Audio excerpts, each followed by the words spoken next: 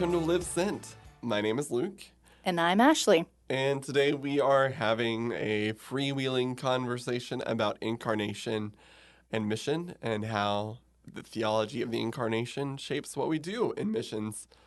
So, we hope that you enjoy this kind of theological basis for what we think about missions. Yeah, this will be good. So I'm going to just dive right in and ask you a few questions, Luke. First, let's define incarnation. What does that mean? It's a great thing to define right off the bat. So, I think at its most basic level, without me committing any heresies, which is actually surprisingly easy to do on this subject, the incarnation really refers to the fact that God took on human flesh and came and dwelled among us. Um, it's what we celebrate at Christmas. And it has huge implications. The fact that God became human, took on human flesh, and worked among us. So why does this matter? Why doesn't it matter? Would be an easier question to answer. Well, maybe we should go with that one. Yeah, well, we don't have to. So I think about this. So if you think about kind of the three big branches of Christianity, you have Eastern Orthodoxy, Roman Catholicism, and Protestantism. So we're Protestants, if you weren't aware of that. And as Protestants, our kind of big day on the church calendar that we get super into is the resurrection. We love Easter Sunday. We love resurrection. We love celebrating it. We're all about it. To us, it is the pinnacle. If we were Roman Catholic, in practice, the big day is Good Friday. It's Jesus on the cross. So that's why Jesus is still on the cross on a Catholic crucifix. It's the Good Friday is the pinnacle of their calendar. If you were Eastern Orthodox, Christmas is it. And it's the fact that God became human. And so there's this statement by one of the early church fathers that which remains unassumed remains unhealed. So basically, what that means, I'll break that down. Yeah, that's a good one. If God didn't take on human flesh, then human flesh would not have been healed from sin. And so this entire redemptive work in the Eastern Orthodox mind, and to truthfully do some good theology of the incarnation, we have to think back to Eastern Orthodoxy, which is the oldest branch of Christianity, and study what they say. And that's really that this entire redemptive work of God that we as Protestants love to celebrate in the resurrection kicks off with Christmas, and that is when salvation actually really begins for us. And it's that God takes on human flesh and in that act starts to redeem all of humanity. I'm not trying to be universalist by saying that, but it's that without Christmas, without the incarnation, without God becoming human, humans aren't healed. Mm-hmm. I'm just going to sit in that for a moment. That's I think fair. it's powerful. Yeah, I mean, it should be. It's Jesus. So that's the incarnation. God comes and walks among us. I really love the way that the Message translation of John frames this, and it's in John 1, and it's the Word became flesh and moved into the neighborhood, which is a really kind of folksy way of spinning it, but I think it neatly encapsulates what's happening. So God moved into the neighborhood. Yeah, our neighborhood. Yeah. And so what does that mean for us on a day-to-day basis? Lots. Okay, so I mean, we're really doing theology today, and so I think sometimes we underestimate how much bad theology can shape what we think and how we live. Teach us. Okay. So for example, if you're a universalist and you believe that everyone's going to get into heaven, then that theology is going to not compel you to think of Jesus as something worth sharing because you don't need to. It's already taken care of. Or if your theology on the image of God and other people is really weak, then you're going to have a hard time living out the love of neighbor that Jesus commands us to have in the Gospels. If you don't see the other people around you as people who bear God's image, then you can devalue them in lots of ways. And that's happened throughout history. I mean, so you can think about there was a Nazi church It was a state socialist Nazi church. They clearly did not have a strong theology of the image of God, and that allowed them to do all sorts of horrible, horrible things. So bad theology, that's an extreme example, impacts us. So when we have good theology, the same is true. Good theology can impact the way you live, because theology is really just how you think about God. And everyone thinks about God, so it's important to have good, constructive, orthodox thoughts about God. So with the incarnation, if you just think of God as this outside force that is alien to you, that is wholly other and separate and really disentangled from human life, then it's pretty easy to think of church as this thing that is wholly other, wholly separate from the world, from the people who are not Christians, from people who are outsiders to the faith, and you can easily separate yourselves, because if the incarnation is not something you think is important, then you can really keep God separate from humanity. And the God of the Bible is not, while he is fully distinct from humanity, God moves into the neighborhood.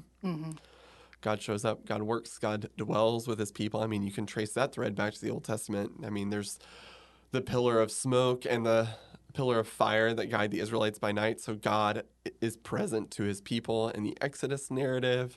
You can think about God's presence in the temple, that God comes down to be with people. And then that happens fully in the incarnation. God's presence comes fully into human experience.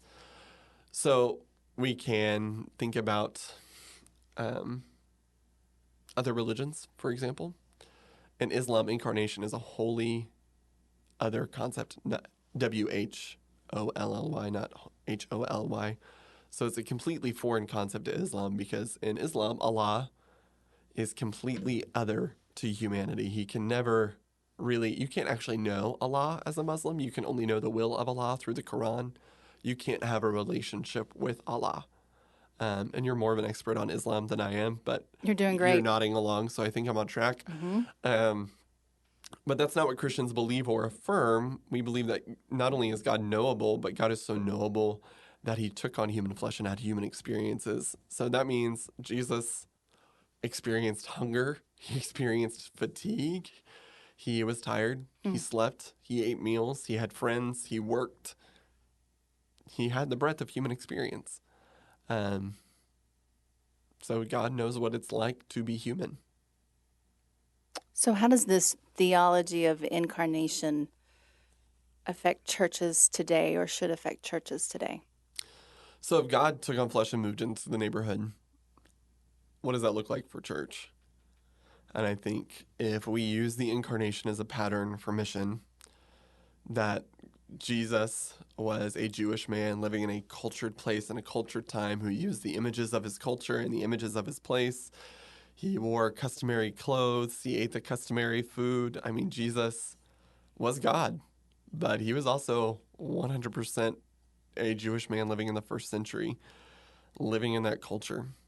Then as churches, if we follow that pattern, what does it look like to represent God in your neighborhood, but do it in a way that's incarnational? And by that, we mean, another great mission word is contextual.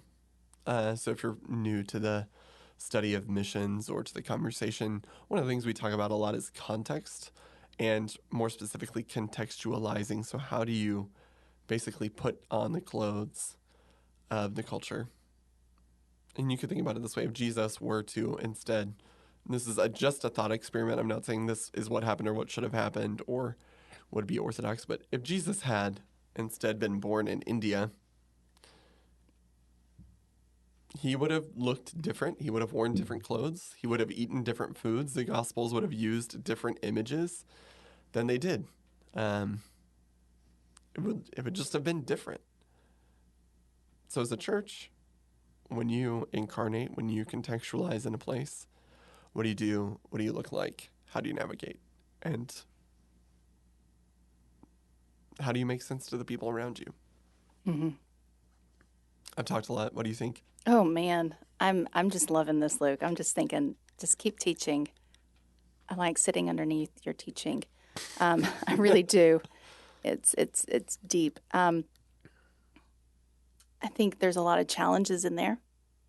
I don't. I think that the next episode when we talk about practice, we can put those intersect what we've just heard from you. Because ideally, theology always informs practice. That's right. That's right. So I'm trying not to get into practice so much. We so easily could.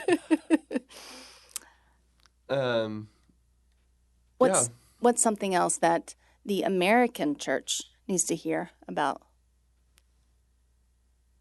this type of theology, the theology of incarnation?